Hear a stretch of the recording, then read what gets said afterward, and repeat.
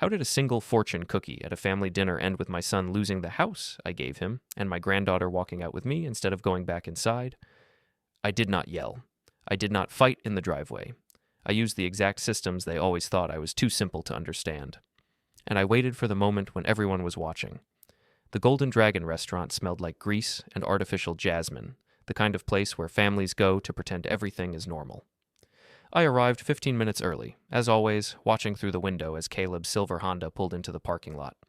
My son stepped out first, followed by Vanessa, her blonde hair perfectly styled despite the October wind. Then came Owen, 13 and already carrying himself like he owned the world, and finally Nora, my 9-year-old granddaughter, small and careful, trailing behind like she was afraid to take up space. Inside, the seating arrangement told me everything I needed to know. Owen claimed the center spot across from the adults, spreading his arms across the back of the booth. Nora squeezed into the corner, her shoulders hunched inward. Vanessa immediately began rearranging the table settings, moving the soy sauce closer to her side, adjusting the napkin dispenser. "Dad, you look good," Caleb said, though his eyes didn't quite meet mine. At 34, my son had developed the habit of speaking in diplomatic half-truths, always smoothing over rough edges before they could cut anyone. "Work's been steady," I replied, settling into my seat across from Nora. She glanced up briefly, and I caught something in her expression, a flicker of urgency quickly hidden. Vanessa launched into her usual performance, discussing Owen's academic achievements, their upcoming Kitveller renovation, the charity gala she was organizing. Her voice carried that particular tone of someone who expects to be the center of attention, each word carefully chosen to demonstrate her importance. "Owen made honor roll again," she announced, reaching over to squeeze his shoulder. "We're so proud. Some children just naturally excel when they have the right support system." The implication hung in the air like smoke. Nora shifted beside Owen, making herself smaller. "That's great," I said, keeping my voice level. "Nora, how's school going for you?" Before my granddaughter could answer, Vanessa jumped in. "Oh, Nora's doing fine. We've been working on her organizational skills. Haven't we, sweetheart?" The endearment sounded forced, like a word she'd practiced but never quite mastered. Nora nodded quickly. "Yes, ma'am." "Ma'am." 9 years old, and she was calling her stepmother ma'am. The conversation continued around me while I observed. When Nora reached for her water glass, Vanessa automatically corrected her posture. When Owen knocked over the soy sauce, laughing loudly, Vanessa smiled indulgently and called him spirited. When Nora's chopsticks clattered against her plate, Vanessa's jaw tightened almost imperceptibly. "Use your fork, honey," Vanessa said, her voice sweet but firm. "Chopsticks aren't really working for you tonight." I watched Nora switch to her fork, her movements careful and measured. She ate like someone who'd learned that drawing attention to herself was dangerous. The fortune cookies arrived with the check, 5 golden crescents on a small plate. Owen immediately grabbed one, cracking it open with theatrical flair. "Listen to this," he announced. "Your future is bright with possibilities. See? Even the cookies know I'm destined for greatness," Vanessa laughed, the sound bright and performative. "That's my boy." Caleb opened his next, reading something generic about patience and wisdom. Vanessa's fortune promised prosperity through hard work, which she declared absolutely perfect for her current projects. That's when Nora, so quietly I almost missed it, slid her unopened fortune cookie across the table to me. Her fingers trembled slightly as she pushed it toward my plate, her eyes fixed downward. "Here, Grandpa," she whispered. "You can have mine." I picked up the cookie, feeling its familiar weight. Around me, the adults continued their conversation, Vanessa describing the marble countertops she'd selected, Caleb nodding along, Owen interjecting with comments about his upcoming basketball tryouts. Normal family dinner sounds that suddenly felt hollow and strange. I cracked open the cookie and unfolded the small white paper inside. The fortune wasn't printed. It was written in careful 9-year-old handwriting. "Grandpa, please take me. Don't say anything to my parents." A wave of cold shock ran through me, but I kept my expression neutral, even managing a small chuckle as I tucked the paper into my shirt pocket. "Good advice," I said to no one in particular, my voice steady despite the earthquake happening in my chest. "What did it say?" Vanessa asked, her attention suddenly focused on me with laser precision. "Oh, the usual nonsense," I replied, taking a sip of my tea. "Something about appreciating family." She smiled, satisfied, and returned to her monologue about the charity gala. But I caught Nora watching me from the corner of her eye, and I gave her the smallest nod, just enough to let her know I'd received her message. The rest of dinner passed in a blur. I made appropriate responses, laughed at Owen's jokes, complimented Vanessa's organizational skills, and asked Caleb about work. All while that piece of paper burned against my chest like a coal. In the parking lot, Vanessa insisted on a group photo by Caleb's car. "For my Instagram," she explained, positioning everyone just so. Owen stood confidently in the center, Vanessa and Caleb flanking him. Nora and I were relegated to the edges. As Vanessa fussed with her phone camera, Nora stepped closer to me. Her small hand briefly gripped my jacket sleeve, squeezing once before letting go. The gesture was so quick, so subtle, that anyone watching would have missed it. But I felt the desperation in that tiny squeeze, the way her fingers clung for just a moment longer than necessary. "Say cheese, everyone," Vanessa chirped. We all smiled. I kept my arm gently around Nora's shoulders, feeling how tense she was beneath her winter coat. After the photos, there were the usual goodbye hugs and promises to get together again soon. As they piled back into the Honda, I saw Nora's face in the rear window, pale and serious, watching me until the car turned out of the parking lot. I sat in my truck for a long time after they left, the engine running but going nowhere. My phone buzzed with a calendar reminder. Nora pickup authorization update. Pending. I stared at the notification, a cold realization settling over me. Someone was actively controlling my access to my granddaughter. I pulled out the fortune cookie message and read it again under the dome light. The handwriting was shaky but determined. This wasn't a child's momentary frustration or a dramatic gesture. This was a carefully planned cry for help from a 9-year-old who had learned that asking directly was dangerous. I folded the paper carefully and put it back in my pocket. Then I drove home to my small apartment, my mind already working through possibilities, timelines, and systems. I wouldn't storm in with accusations or demands. That's what Vanessa would expect, what she was probably prepared for. Instead, I would do what I'd learned in 30 years of driving trucks and navigating regulations.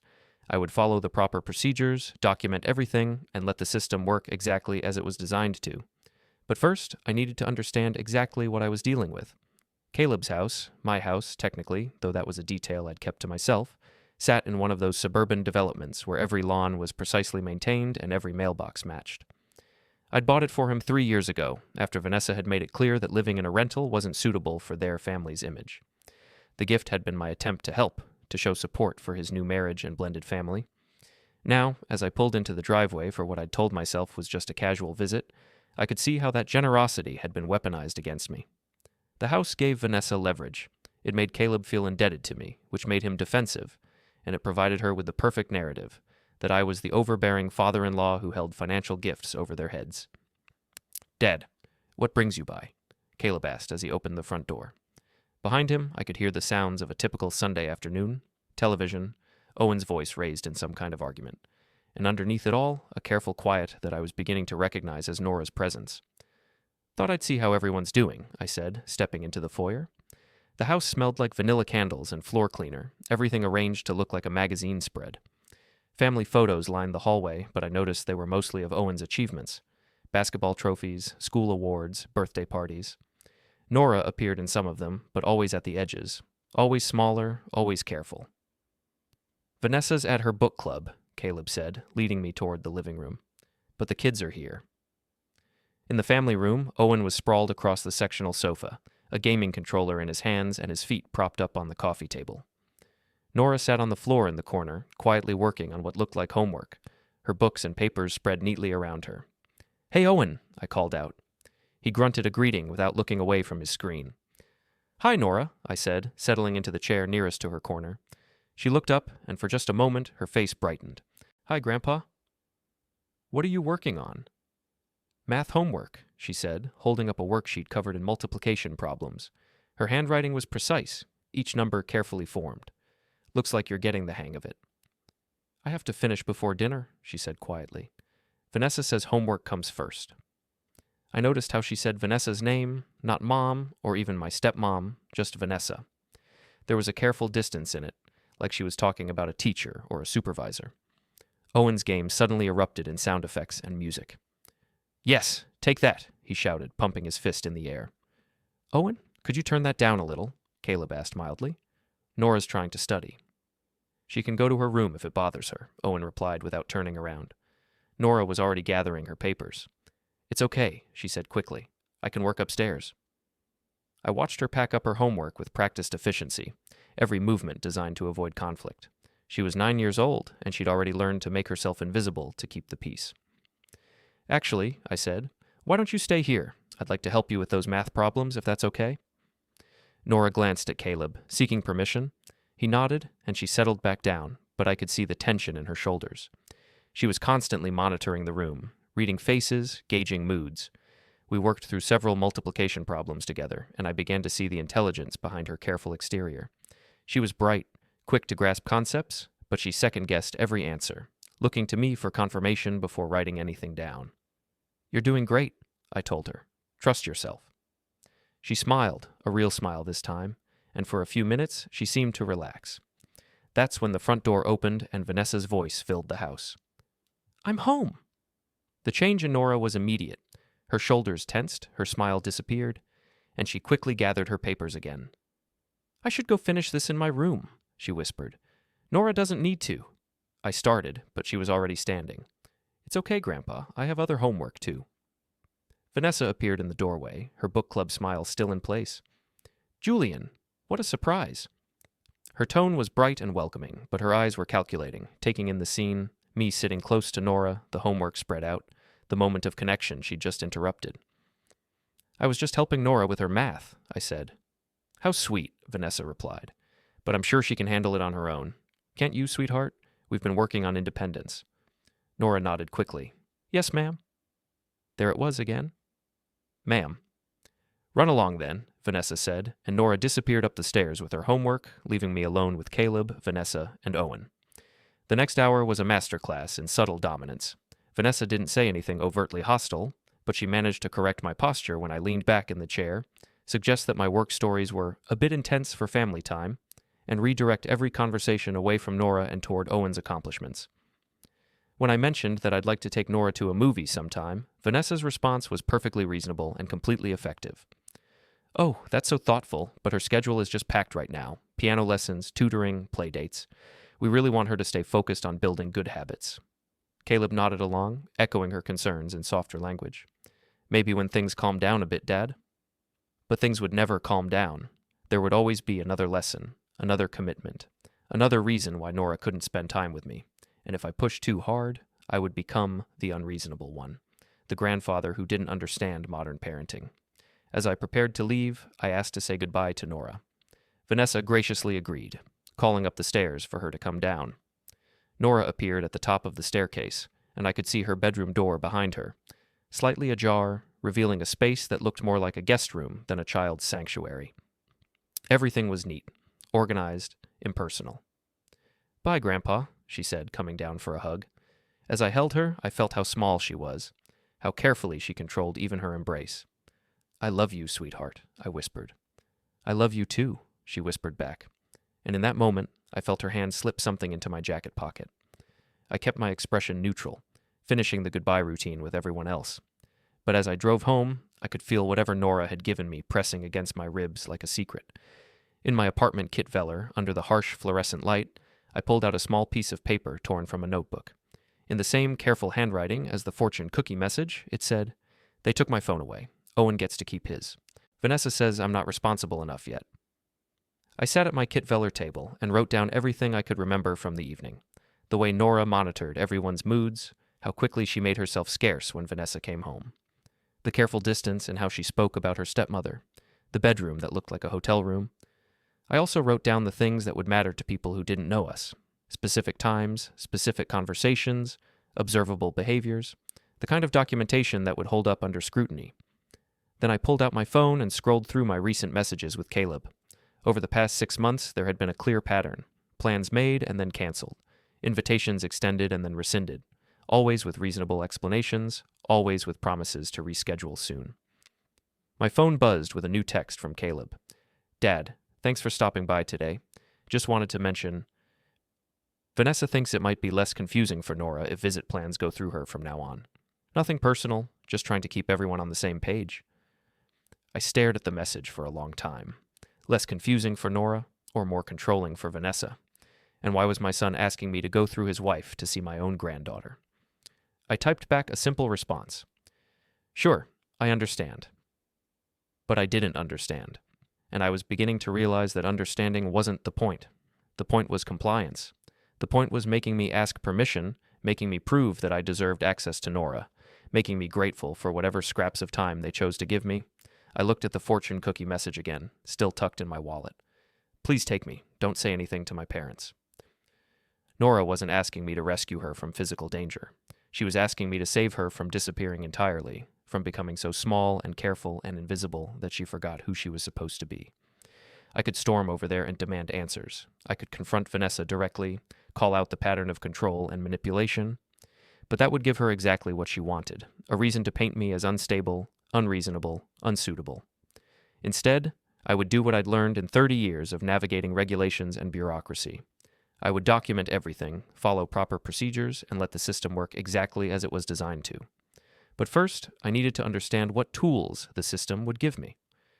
Westfield Elementary looked like every other suburban school: brick facade, colorful playground equipment, and a parking lot full of SUVs driven by parents who treated pickup time like a social event. I'd been coming here for months to collect Nora for our weekend visits, back when those visits still happened regularly. Now, standing in the main office at 2:45 p.m. on a Tuesday, I was learning just how thoroughly that access had been cut off. "I'm sorry, Mr. Kepler," the secretary said, her fingers clicking across her keyboard. "I don't see you on Nora's authorized pickup list." "I've been picking her up for months," I said, keeping my voice level. "I'm her grandfather." "I understand, but we have to follow district policy. Only people on the approved list can take a child from school." She turned her monitor toward me, showing a screen with Nora's information. Under authorized contacts, I could see Caleb's name, Vanessa's name, and someone called Mrs. Rodriguez, emergency babysitter. My name was nowhere to be found. "When was this list updated?" I asked. The secretary checked another screen. "Looks like 3 weeks ago. Mrs. Hart Kepler submitted the updated forms." 3 weeks ago. Right around the time Caleb had started suggesting that visit plans should go through Vanessa. "Is there someone I can speak with about getting added back to the list?" I asked. "You'd need to have the parent or legal guardian submit a new form," she replied. "I can give you a copy if you'd like." I took the form, knowing it would never be submitted, but I also made note of something else. The secretary had called Vanessa Mrs. Hart Kepler, not Mrs. Kepler. She was keeping her own name, at least partially. A small detail, but one that spoke to how she viewed her role in this family. As I was leaving the office, I nearly ran into a woman in her early 40s carrying a stack of folders. "Excuse me," she said, then paused. "Are you Nora Kepler's grandfather?" "Yes," I replied. "I'm Julian." "I'm Denise Harper, the school counselor. I've seen you at pickup before." She glanced around the busy hallway, then lowered her voice. "Is everything okay? Nora seems different lately." "Different how?" Denise hesitated, clearly weighing what she could and couldn't say. More withdrawn. She used to be one of our chattier students, but now she's very quiet, always apologizing, even when she hasn't done anything wrong. I felt that familiar cold feeling in my stomach. "Have you spoken with her parents about it?" "I've reached out to schedule a conference, but Mrs. Hart Kepler says Nora is just adjusting to new routines at home. She seems to think it's a positive change, that Nora is becoming more mature and responsible." More mature and responsible. Or more afraid to speak up. "If you do get a chance to observe her," I said carefully, "I'd be interested in your professional opinion." Denise nodded. "I'll keep an eye on her." I left the school with more questions than answers, but also with something valuable. A professional contact who had noticed the same changes I was seeing. If this situation escalated, having an educator's perspective would be crucial. At work that afternoon, I found myself distracted from my usual routine of loading and unloading trucks. My friend Trevor noticed immediately. "You're somewhere else today," he said during our break, settling onto the loading dock beside me with his coffee. "What's going on?" Trevor and I had worked together for 8 years. He'd been through his own custody battles when his marriage fell apart, so he understood family complications better than most. "It's Nora," I said. "Something's not right at home." I told him about the fortune cookie, the school pickup situation, the careful way Nora moved through her own house. I didn't mention the house ownership situation. That was a card I wasn't ready to play yet. "Sounds familiar," Trevor said grimly. "My ex used to pull similar stuff with my kids. A slow grind that wears you down, you know? Nothing dramatic enough to call the cops about, just constant small humiliations designed to make you give up. How did you handle it?" "Documented everything. Kept a log of every canceled visit, every changed plan, every time the kids seemed scared to talk to me. When we finally ended up in court, I had a paper trail going back 2 years. Trevor pulled out his phone and showed me an app. Started using this to track everything: dates, times, witnesses, what was said. Saved my ass when she tried to claim I was an unfit father. I downloaded the app that night and started entering everything I could remember. The restaurant dinner, the school pickup denial, Nora's careful behavior, the text from Caleb about going through Vanessa. Each entry was time-stamped and included space for photos or voice memos. But documentation was only part of the solution. I needed to understand what legal options were available if things got worse. The next morning, before my shift started, I met with Grant Whitaker at a coffee shop downtown. Grant was a family law attorney who'd been recommended by Trevor, someone who understood working-class budgets and didn't make you feel stupid for asking basic questions. "Tell me about the situation," Grant said, pulling out a legal pad. I explained the pattern of control, the isolation from Nora, the changes in her behavior. I showed him the fortune cookie message and the note she'd slipped into my pocket. Grant read both pieces of paper carefully. "These are concerning, but they're not evidence of abuse in the legal sense. What we're looking at is more like emotional manipulation and parental alienation." "What can I do about it?" "Depends on what you want to achieve," Grant said. "If you're looking for visitation rights, that's one path. If you're concerned about Nora's welfare, that's another. If both parents are agreeing to limit your access, your options are somewhat limited unless you can demonstrate that the child's best interests aren't being served." "And how do I demonstrate that?" "School records, counselor observations, documented patterns of behavior. You'd need to show that the current living situation is harmful to Nora's emotional development." Grant leaned back in his chair. "But I have to warn you, these cases can get ugly fast.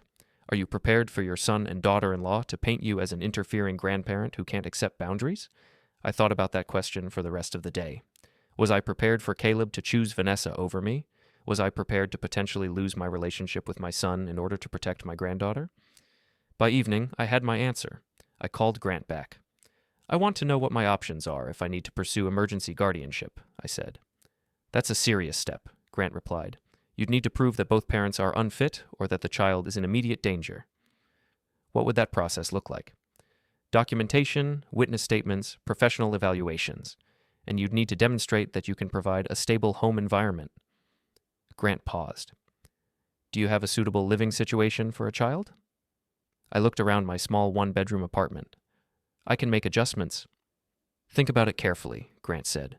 "Once you file papers, there's no going back. This becomes a legal battle, and everyone gets hurt in the process." That night, I started researching child-appropriate apartments in good school districts. I looked into after-school programs and childcare options that would work with my schedule. I calculated the costs and started moving money around to make it possible. I wasn't planning to kidnap my granddaughter or make dramatic threats, but I was preparing to be ready if the system gave me an opportunity to help her. The next piece of evidence came sooner than I expected. The email arrived on a Thursday morning while I was getting ready for work. The subject line read, "Student Concern Conference, Nora Kepler," and it was from Denise Harper at the school. "Mr. Kepler," the message began, "I'd like to schedule a meeting to discuss some observations regarding Nora. Would you be available this Friday at 3 p.m.? I've also reached out to Mr. Kepler and Mrs. Hart Kepler." I replied immediately, confirming my attendance. Then I called Grant Whitaker. "This could be significant," Grant said. "School counselors don't call conferences unless they have genuine concerns. Make sure you go, listen more than you talk, and take notes on everything that's said." "Should I prepare anything?" I asked. "Just bring your documentation, the timeline you've been keeping, copies of the messages from Nora. But don't volunteer information unless asked directly. Let them make their case first." That night, I couldn't sleep. I kept thinking about what Denise might have observed, what she might say in front of Vanessa and Caleb. Would it be enough? Or would Vanessa manage to explain it all away, making me look like the problem? I got up at 3 in the morning and reviewed my notes by the light of my Kit Feller lamp. Every canceled visit, every changed plan, every time Nora had seemed smaller, more careful, more afraid. The pattern was clear to me, but would it be clear to others? Friday afternoon, I arrived at Westfield Elementary 15 minutes early. The hallway smelled like cleaning solution and old textbooks, sounds of children's voices echoing from distant classrooms. Denise Harper's office was small and cramped, with motivational posters covering every available wall space. Child-sized chairs were arranged in a circle, and I could see files spread across her desk. I settled into one of the adult-sized chairs near the window, watching parents pick up their children from the front office. Normal families doing normal things. I wondered how many of them were hiding struggles behind their smiles. Caleb arrived next, looking uncomfortable in his work clothes. His tie was slightly crooked, and there were worry lines around his eyes I didn't remember seeing before. "Dad, I didn't expect to see you here." "Mrs. Harper invited me," I said simply. He shifted his weight from foot to foot, not quite meeting my eyes. "Vanessa's not happy about this. She thinks the counselor is making a big deal out of nothing." "Maybe it's not nothing," I said quietly. Before Caleb could respond, Vanessa swept in 5 minutes late, her heels clicking on the linoleum floor. She was dressed like she was attending a business meeting, her hair and makeup perfect despite the rushed timing.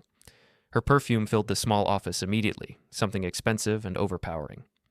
"I'm sorry I'm late," she announced, though her tone suggested she wasn't sorry at all. "Traffic was just terrible. You know how it is this time of day." Denise closed the door and settled into her chair. "Thank you all for coming. I know everyone has busy schedules, so I appreciate you making time for this." She pulled out a folder with Nora's name on it, and I could see several pages of handwritten notes inside. I wanted to discuss some changes I've observed in Nora over the past few weeks. She opened the file and pulled out several sheets of paper. "Nora's academic performance remains excellent. She's actually one of our top students in her grade. But I'm concerned about some behavioral changes. She's become increasingly withdrawn in group settings, and she seems anxious about making mistakes." "She's always been a perfectionist," Vanessa said smoothly, crossing her legs and leaning back in her chair with practiced confidence. "We're working on helping her develop more confidence. It's part of growing up, learning to handle pressure." "I understand that," Denise replied, making a note on her pad. "But what I'm seeing goes beyond typical perfectionism. Yesterday, she asked to call home because she forgot her library book. When I told her it wasn't a big deal, that we could just send a note home, she started crying and said she was going to be in so much trouble." I felt my jaw tighten, but I kept quiet, remembering Grant's advice to listen more than talk. "We do have high expectations," Vanessa said, her voice taking on a slightly defensive edge. "But that's how children learn responsibility. In the real world, there are consequences for forgetting important things." "Of course," Denise said diplomatically. But the intensity of her reaction was concerning. She was genuinely distressed, almost panicked. Caleb shifted in his seat. "Maybe we've been a little hard on her about keeping track of her things. I can talk to her about it." Vanessa shot him a look. "We've discussed this, honey. Consistency is key." Denise made another note on her pad. "I've also noticed that Nora seems to be monitoring adult reactions very carefully. She watches faces constantly, like she's trying to gauge moods before she speaks or acts. During class discussions, she'll raise her hand, then put it down, then raise it again, like she's afraid of saying the wrong thing." "That sounds like normal social awareness to me," Caleb said, glancing at Vanessa for confirmation. She nodded encouragingly at him. "To some extent, yes," Denise agreed. "All children learn to read social cues. But Nora's behavior suggests hypervigilance, which can be a stress response. She's constantly scanning the environment for potential threats." "Threats?" Vanessa laughed, but there was no humor in it. "Mrs. Harper, with all due respect, I think you're reading far too much into normal childhood behavior." Vanessa's smile never wavered, but I caught the slight tightening around her eyes, the way her fingers drummed once on the armrest before she forced them to be still. "Mrs. Harper, I appreciate your concern, but I think you might be overanalyzing typical childhood behavior. Nora is adjusting to a blended family, which naturally involves learning new rules and expectations. There's bound to be some awkwardness during that process." "I understand blended family dynamics can be challenging," Denise said carefully. "I've worked with many families in similar situations, but I'm also seeing some other patterns that concern me." She flipped to another page in her notes. "Nora has started eating lunch alone instead of with her usual friend group. When I asked her about it, she said she didn't want to bother anyone. When I encouraged her to sit with her friends, she became anxious and said she had to catch up on homework." "We've been encouraging her to be more independent," Vanessa interjected, "to make her own choices rather than always following the crowd. Maybe she's just enjoying some quiet time." "Perhaps," Denise said, "but her friends have mentioned that she's been avoiding them. One of them, Talia, came to me worried because Nora keeps making excuses not to play with them at recess." I thought about the text message I'd received through Talia's phone. Even Nora's friends had noticed something was wrong. The conversation continued for another 20 minutes, with Denise carefully presenting her observations and Vanessa smoothly deflecting each concern. Caleb mostly nodded along, occasionally adding supportive comments about their structured home environment and how they were working on Nora's confidence. I said very little, but I took mental notes on everything. When Denise mentioned that Nora had started apologizing excessively, saying "I'm sorry," even when she hadn't done anything wrong, Vanessa praised her for being considerate and well-mannered. When the counselor noted that Nora seemed to shrink into herself whenever an adult's voice was raised, even in a different classroom, Vanessa explained it as sensitivity that they were helping her overcome. Every concerning behavior was reframed as a positive development or a temporary adjustment issue. I've also noticed, Denise continued, that Nora seems very focused on following rules to the letter. During art class last week, the teacher said students could draw whatever makes them happy. Nora asked 3 times if she was sure, if there were any restrictions, if there was a right answer. When the teacher assured her it was completely open-ended, Nora seemed almost paralyzed by the freedom. Vanessa waved a hand dismissively. That's just her personality. Some children need more structure than others. True, Denise acknowledged, but combined with all the other observations, it suggests a pattern. A child who's afraid to make mistakes, who constantly monitors adult reactions, who isolates herself from peers, who apologizes excessively.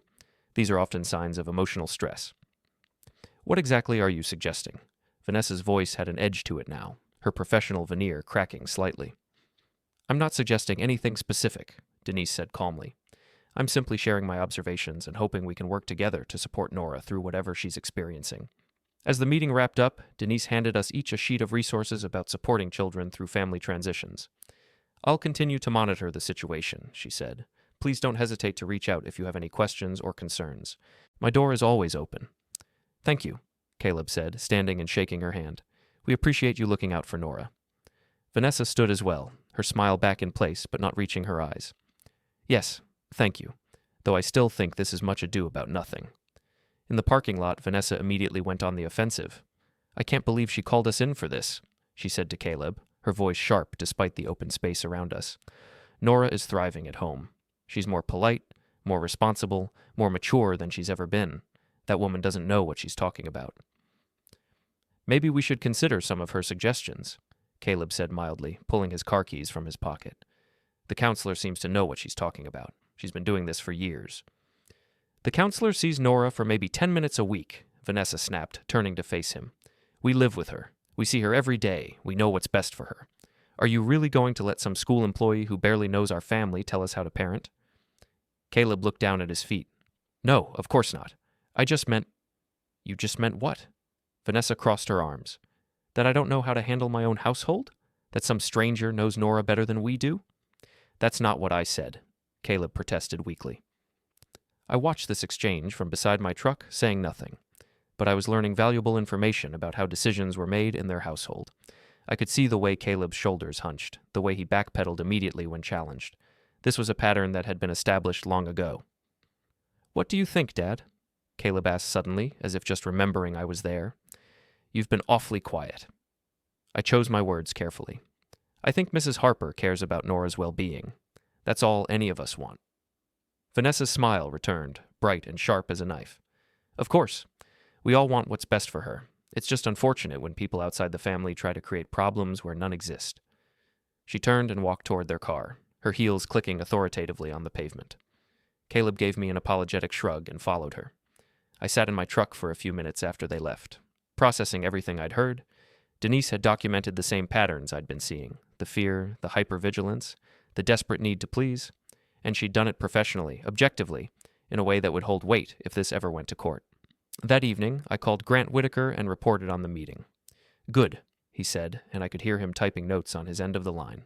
You now have a school official on record expressing concerns about Nora's emotional state, and you have documentation of how those concerns were dismissed by the parents. Vanessa made it sound like the counselor was overreacting, I said. Like this was all normal childhood adjustment. That's expected, Grant replied. Parents who are creating these kinds of environments rarely see themselves as the problem. In their minds, they're just maintaining discipline and structure. But a trained professional recognizing the signs, that carries weight. What's my next step? Keep documenting, and start thinking seriously about what kind of home environment you could provide if it becomes necessary. We need to show that you're not just raising concerns, you're prepared to be part of the solution. The next day, I drove around looking at apartments in Nora's school district. Most were out of my price range, but I found a 2-bedroom place on the second floor of an older building that would work if I picked up extra shifts. The landlord, a retired teacher named Mrs. Patterson, showed me around. The smaller bedroom would be perfect for a child, she said, opening the door to reveal a sunny space with built-in bookshelves. The previous tenants had a daughter who loved it here, Good school district, bus stop right on the corner. When would it be available? I asked. End of the month. Are you looking for yourself and your granddaughter? I hesitated, then nodded. Possibly. It's complicated. Mrs. Patterson smiled kindly. Family situations often are. Well, if you're interested, fill out an application. References and proof of income, standard stuff. I also visited the County Family Services office that afternoon, ostensibly to ask general questions about resources for grandparents.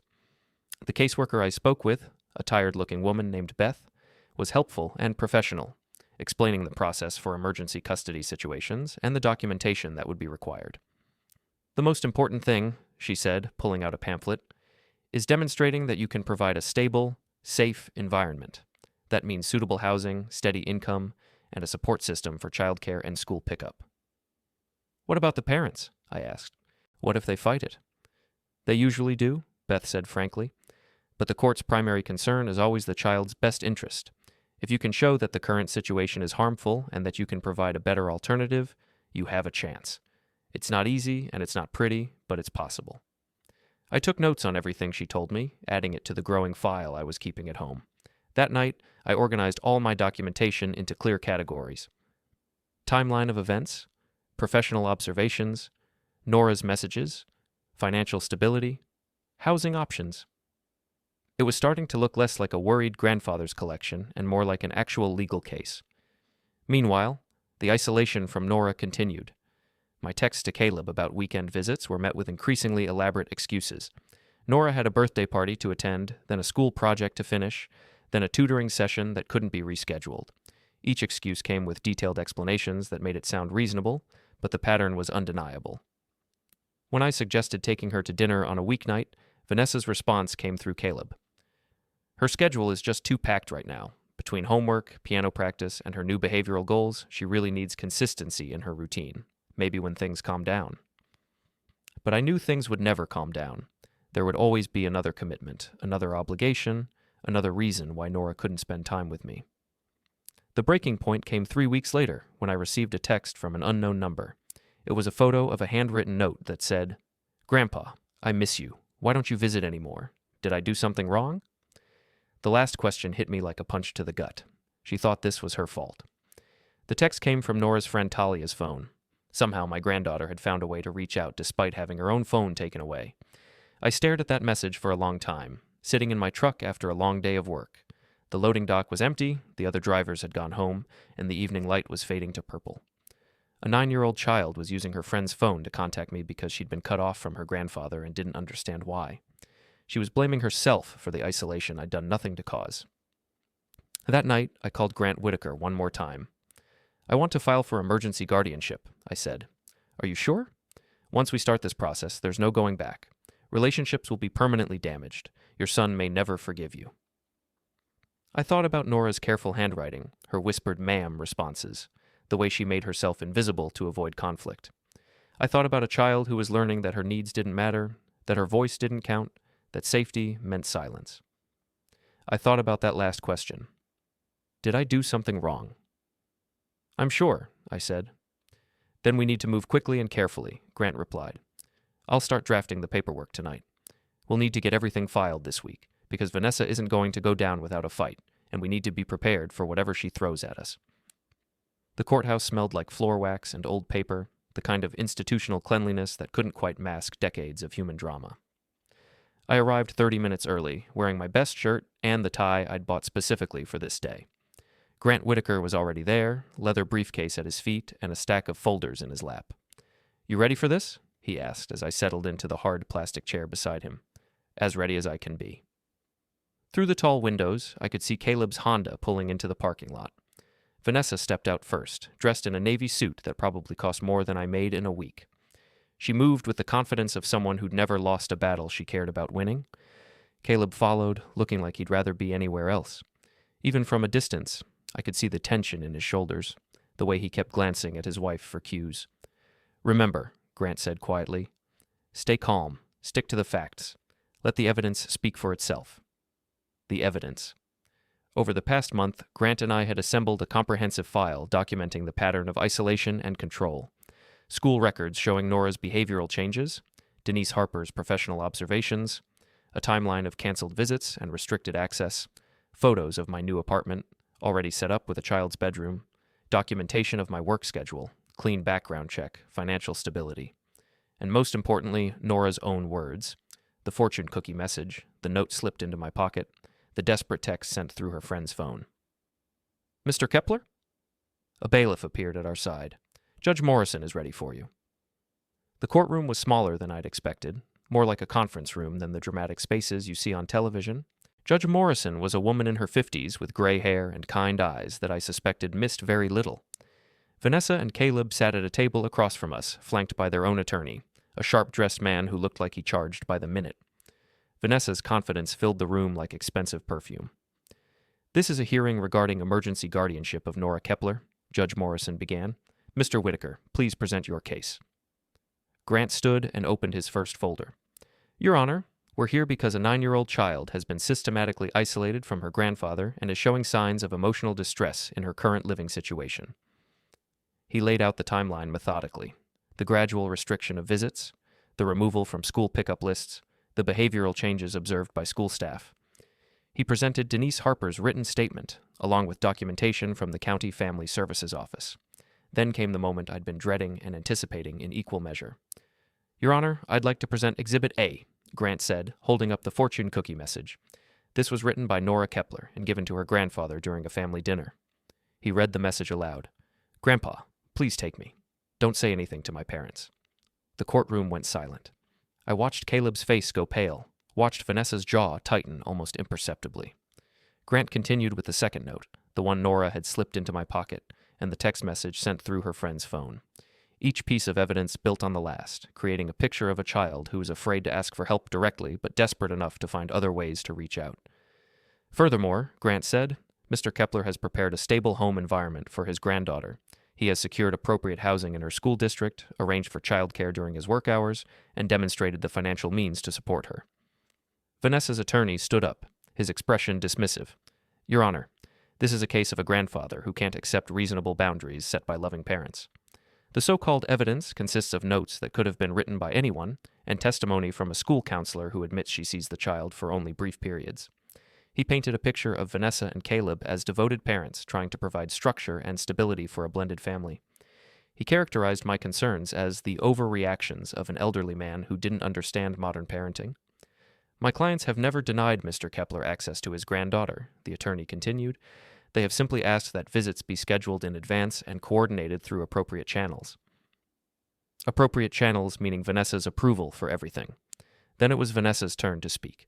She stood with perfect posture, her voice steady and reasonable. "Your Honor, I love Nora as if she were my own daughter. We've worked hard to create a stable, structured environment where she can thrive. Julian has always been welcome in our home, but we've had concerns about his tendency to undermine our parenting decisions. She was good. She sounded sincere, concerned, reasonable. If I didn't know better, I might have believed her myself." "Nora is a sensitive child who needs consistency," Vanessa continued. "We've been working with her on independence and responsibility, which sometimes means she can't have everything she wants when she wants it. That includes unlimited access to her grandfather." Caleb nodded along, adding his own testimony about their structured approach and their concern for Nora's long-term development. But then Judge Morrison asked a question that changed everything. "Mrs. Hart Kepler, can you explain why Mr. Kepler was removed from the school pickup list without his knowledge?" Vanessa's pause was barely perceptible, but I caught it. "We updated the list to reflect our current childcare arrangements. Julian was never a regular pickup person. According to school records," the judge said, consulting her own papers, "Mr. Kepler had been picking up Nora regularly for several months before being removed from the list." Another pause. "We felt it was important to streamline the process." "And the canceled visits? Mr. Whitaker has documented 14 separate occasions where planned visits were canceled or postponed." "Nora has a very busy schedule," Vanessa replied. "Piano lessons, tutoring, social activities. We're trying to help her develop good time management skills." Judge Morrison made notes on her pad. Then she asked the question I'd been hoping for. "I'd like to speak with Nora privately." Vanessa's composure cracked, just slightly. "Your Honor, she's only 9. This kind of formal setting might be traumatic for her." "Mrs. Hart Kepler, I've been speaking with children in family court for 15 years. I know how to make them comfortable." 20 minutes later, a bailiff brought Nora into the courtroom. She looked impossibly small in her school uniform, her eyes wide as she took in the formal setting. When she saw me, her face brightened for just a moment before she remembered where she was and became careful again. Judge Morrison's chambers were adjacent to the courtroom, and we could hear nothing of what was said during their private conversation. But when they emerged 15 minutes later, I could see that Nora had been crying. The judge's expression was unreadable as she returned to her bench. Based on the evidence presented and my conversation with the child, Judge Morrison said, I am granting temporary guardianship to Julian Kepler, effective immediately. The words hit the courtroom like thunder. Vanessa shot to her feet, her composure finally cracking completely. Your Honor, this is outrageous. That child has been manipulated. Mrs. Hart Kepler, please sit down. The judge's voice was steel wrapped in silk. My decision is based on the child's own words and the documented pattern of isolation from her extended family. She continued, Nora will remain in her grandfather's care pending a full custody evaluation. Supervised visits with her father will be arranged through family services. Vanessa's attorney was already talking about appeals, about emergency motions, about the injustice of the decision, but I barely heard him. I was looking at Nora, who had moved to stand beside my chair, her small hand resting on my arm. Can I go home with Grandpa now? She asked quietly. Yes, sweetheart, Judge Morrison said gently. You can go home with your grandfather. As we prepared to leave the courtroom, Vanessa made one last attempt to regain control. Nora, honey, you don't have to do this. You can come home with us right now. Nora looked at her stepmother, then at her father, then at me. When she spoke, her voice was small but clear. I want to stay with Grandpa. In the parking lot, as Grant loaded our paperwork into his car, I felt the weight of what had just happened settling over me. I had custody of my granddaughter, but I'd also just blown up my relationship with my son, possibly forever. Caleb approached as I was helping Nora into my truck. Dad, he said, and his voice was full of pain and confusion. I don't understand how it came to this. I looked at my son, really looked at him, and saw a man who'd been slowly losing pieces of himself without even realizing it. Neither do I said honestly, but Nora needed someone to hear her. She could have talked to us. We would have listened. Would you have? I asked gently. Or would Vanessa have explained why Nora was wrong to feel the way she felt? Caleb didn't have an answer for that. As I started the engine, Vanessa came rushing across the parking lot, her heels clicking on the asphalt. This isn't over, she shouted. You think you've won, but you haven't. We'll appeal this, and when we do, you'll... I rolled down my window slightly.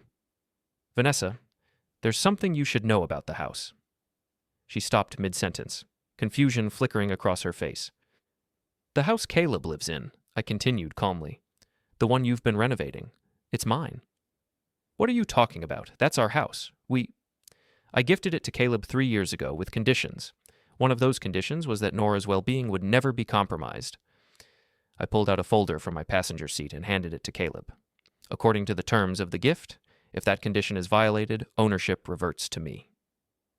Caleb's hands trembled as he opened the folder.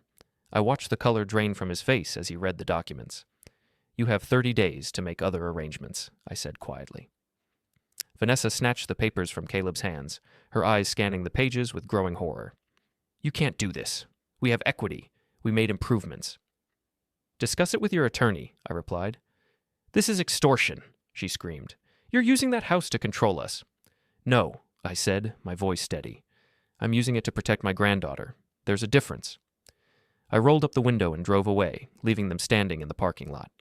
In my rearview mirror, I could see Vanessa gesturing wildly, her perfect composure completely shattered. Caleb just stood there, staring at the papers in his hands. Nora was quiet beside me for several minutes. Then she said, in a small voice, Are you really taking their house away? I'm taking my house back, I corrected gently. It was always mine to take back. Will Daddy be okay? The question broke my heart. Even after everything, she was worried about him. Your daddy is going to have to learn to take care of himself, I said. But that's not your job to worry about anymore. She nodded slowly, then reached over and squeezed my hand. At a red light, I glanced over at her. She was looking out the window, but there was something different about her posture. She wasn't hunched over anymore. She wasn't making herself small. Grandpa, she said. Yes, sweetheart? Thank you. 2 simple words, but they carried the weight of months of silent suffering, of whispered pleas for help, of a child who'd finally been heard. "You're welcome, Nora. You're always welcome." The moving truck arrived exactly 30 days later, right on schedule. I wasn't there to see it happen, but Trevor texted me a photo from his car as he drove past. Boxes stacked on the lawn, Caleb loading furniture into a U-Haul rental, Vanessa's car nowhere in sight. "Looks like they're clearing out," his message read. "Want me to swing by and make sure everything goes smooth?" "No need," I texted back. "Let them handle it." I was at Nora's new school that afternoon, meeting with her teacher and the principal to discuss her transition. She'd been with me for 4 weeks now, and the changes were remarkable. She laughed more easily. She asked questions without apologizing first. She ate dinner without monitoring everyone's faces for signs of disapproval. The night before, she'd left her homework on the Kit Veller table instead of hiding it away in her room. When I'd pointed it out, she just shrugged and said, "I'll finish it in the morning." No panic, no fear of consequences. Just a kid being a kid. "Mr. Kepler?" The principal, a warm woman named Mrs. Veller, was speaking to me. I was saying that Nora seems to be adjusting very well. Her previous school sent over excellent academic records, and her teacher says she's already making friends. "She's a good kid," I said simply. "She's lucky to have you," Mrs. Veller replied. After the meeting, I picked Nora up from her after-school program. She ran to the truck with her backpack bouncing, chattering about a book she was reading and a project she wanted to do for science class. "Can we get pizza for dinner?" she asked as we drove home. "Sure. What kind do you want?" "Pepperoni. And can we watch that movie you told me about? The one with the dragon?" "Absolutely." Simple conversations, normal requests, the kind of everyday moments that should have always been hers. That evening, as we ate pizza on the couch and watched the movie, my phone buzzed. It was a text from Caleb. "We're out of the house. Keys are on the Kit Veller counter. I don't know what happens next between us, but I hope someday you can explain why you did this." I stared at the message for a long moment, then set my phone down without responding. Nora was laughing at something on screen, completely absorbed in the story. The explanation was right here, sitting beside me, finally safe and finally heard. 2 days later, I drove past the house, my house, for the first time since the courthouse. The lawn needed mowing, and the "for sale" sign looked stark against the perfect suburban backdrop. The place felt empty, like a stage set after the actors had gone home.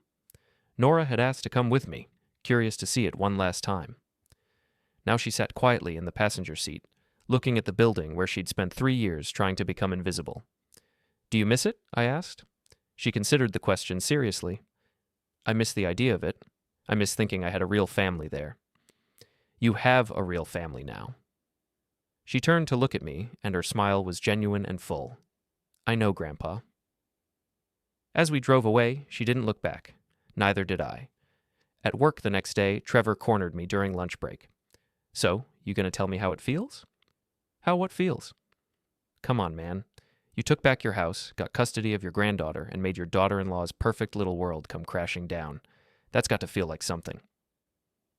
I thought about it while I chewed my sandwich. Did I feel victorious, satisfied, guilty? "I feel like I did what needed to be done," I said finally. "Nothing more, nothing less." Trevor laughed. "That's the most you answer I've ever heard. But seriously, you did good. That kid needed someone to fight for her, and you showed up." That night, Grant Whitaker called with an update.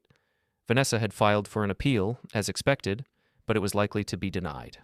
The evidence was too strong, and Judge Morrison's decision had been thorough and well documented. "There's something else," Grant said. Caleb's attorney reached out. He's considering filing for visitation rights independent of Vanessa. Says he wants to rebuild his relationship with Nora on his own terms. "What do you think?" I asked. "I think it's a good sign. It means he's finally seeing the situation clearly. Whether Nora wants to see him is another question, but at least he's trying." After I hung up, I went to check on Nora. She was in her room, sitting cross-legged on her bed with her homework spread around her. The walls were covered with drawings she'd made, and her bookshelf was full of new books we'd picked out together. "Hey, sweetheart, your dad's lawyer called. He wants to set up some visits, just you and him. What do you think about that?" She looked up from her math problems, her expression thoughtful. "Will Vanessa be there?" "No, just your dad." "Okay, I think I'd like that. I miss him. I don't miss being scared." "You don't have to be scared anymore." She smiled and went back to her homework. I stood in the doorway for a moment longer, watching her work. This was what I'd fought for. Not revenge, not victory, but simply this. A child doing homework without fear. a kid who could laugh and ask questions and take up space without apologizing for existing. The following Sunday, I took Nora to the bookstore. She'd been asking about a series her friend Talia had recommended, and I'd promised we could go pick it up. As we browsed the shelves, she chattering excitedly about dragons and magic schools, I felt a profound sense of peace settle over me. This was enough. This was everything. At the register, the cashier smiled at us. "You two look like you're having a good day." "We are," Nora said confidently, then looked up at me. "We're having the best day." We loaded the books into the truck and headed home, stopping for ice cream on the way because Nora asked and I could say yes without checking anyone else's schedule or rules or approval. That evening, as I tucked her into bed, a ritual she'd requested and I'd gladly accepted, she said, "Grandpa, I wrote you something." She pulled out a folded piece of paper from under her pillow and handed it to me. I opened it carefully. It was a drawing of the two of us, stick figures holding hands, with a house behind us and a big sun overhead. At the bottom, in her careful 9-year-old handwriting, it said, "Thank you for hearing me when I whispered." I felt my throat tighten, but I managed to smile. "I'll always hear you, Nora. Always." She hugged me tight, then settled under her blankets. "I love you, Grandpa." "I love you too, sweetheart. Sleep tight."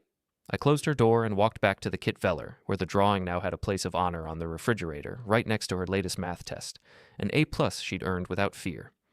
My phone buzzed one more time, another text from Caleb. "Can we talk? Not about the house or the court stuff, just about Nora, and maybe about how I can be a better father." I looked at the message for a long moment, then typed back, "Sunday afternoon, coffee shop on Main Street, 2 o'clock. Whether we could rebuild what had been broken between us, I didn't know, but for Nora's sake, it was worth trying. I made myself a cup of tea and sat at the Kit Veller table, looking around my small apartment that had become our home. It wasn't fancy, it wasn't impressive, but it was safe, and it was ours, and that was enough. Through the thin walls, I could hear Nora's soft breathing from her room. Peaceful, unafraid, finally free to just be a kid. I'd used the systems they thought I was too simple to understand. I'd documented and prepared and followed every proper procedure. I'd waited for the right moment and executed with precision, and in the end, the only thing that mattered was that quiet, peaceful sound of a child sleeping without fear. Vanessa had lost her perfect house and her perfect image. Caleb had lost the comfortable denial that let him avoid hard choices. They would recover or they wouldn't. That was up to them. But Nora had gained something infinitely more valuable: her voice, her safety, her childhood. I took a sip of my tea and allowed myself a small, satisfied smile. Sometimes the quietest revolution is the most complete.